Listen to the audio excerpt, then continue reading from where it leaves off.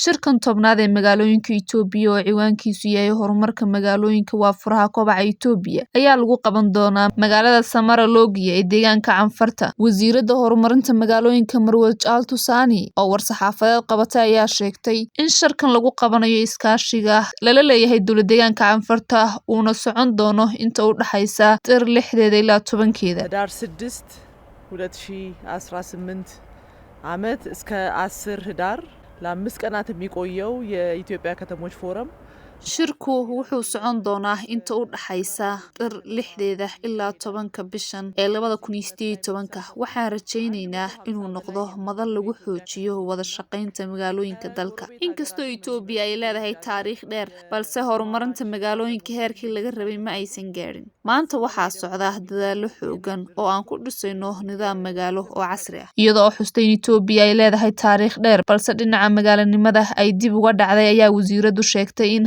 ay socdaan dadaalo xoogan oo lagu horumarinayo nidaamka magaalooyinka dalka. Waxa ay tilmaamtay in mashruuca horumarinta marinada ee haatan ka socda dalka uu tusaale u yahay dadaalkaasi muuqda. Shirkan oo socon doona muddo 5 maalmood ah ayaa noqon doona madal ay ku kulmaan wakiilo ka socda magaalooyin kala duwan oo dalka ah si ay u wadaagaan waayo aragnimo iyo qorshayaal horumarineed ayna isugu bartaan magaalooyinku.